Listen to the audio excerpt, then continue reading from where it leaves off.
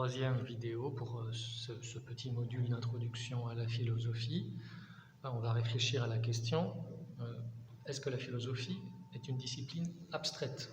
On a vu dans les deux premières vidéos que la philosophie est quelque chose qui visait un idéal de vie, une certaine manière de se comporter pour atteindre le bonheur. Et on avait dit que c'est une discipline qui au fond est une discipline pratique.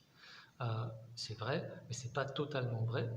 Il y a des choses totalement concrètes dans les questions de la philosophie, mais il s'agit parfois de passer par une phase d'abstraction. Alors pour ça, il faut d'abord se demander qu'est-ce qui est abstrait.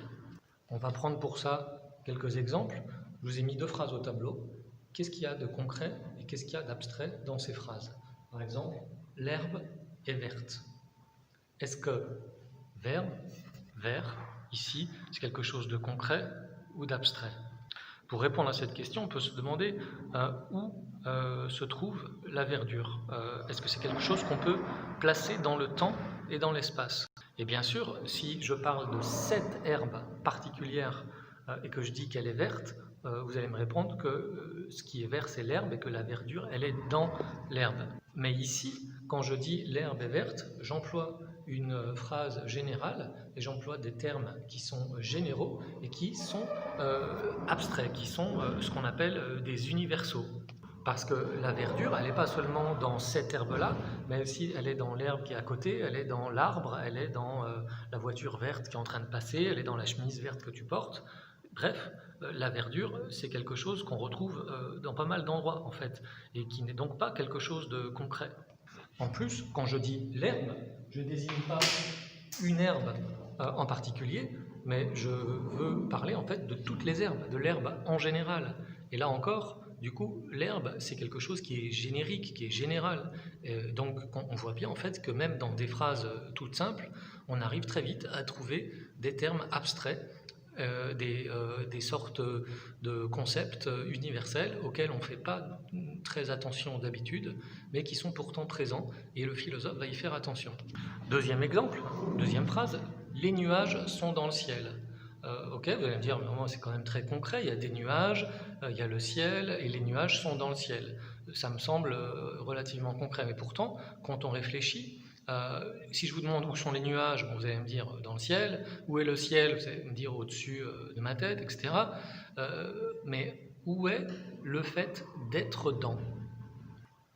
En fait, être dans, ça désigne une relation qui est relativement abstraite. Et on apprend assez vite à comprendre la signification quand on est enfant, il n'empêche que c'est quelque chose d'abstrait. Dernier exemple qui est pris par le philosophe Bertrand Russell, quand je dis par exemple Édimbourg est au nord de Londres, je décris des choses concrètes, Londres, Édimbourg, mais pourtant être au nord de, ça indique une relation entre Édimbourg et Londres, mais qui peut se trouver aussi par exemple entre Paris et Lyon, entre Lyon et Avignon. Alors je sais ce que tu vas me dire, et c'est souvent ce qu'on reproche aux philosophes, on va dire oui mais les idées abstraites, elles n'existent que dans notre tête, elles n'existent pas dans la réalité.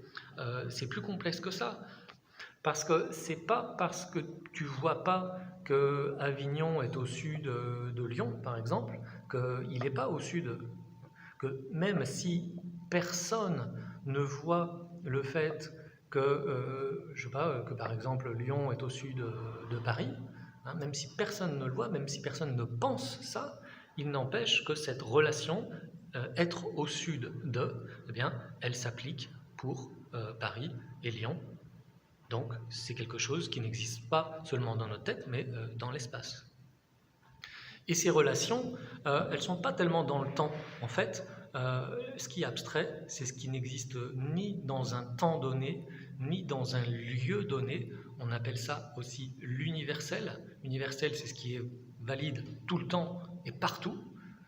Et donc, la philosophie, c'est d'une certaine manière la découverte de ces entités abstraites qui sont en dehors du temps et de l'espace, mais qu'en fait, nous utilisons toujours sans le savoir, dès lors que nous parlons. Parler, c'est manier des entités abstraites, ce que la philosophie appellera des concepts.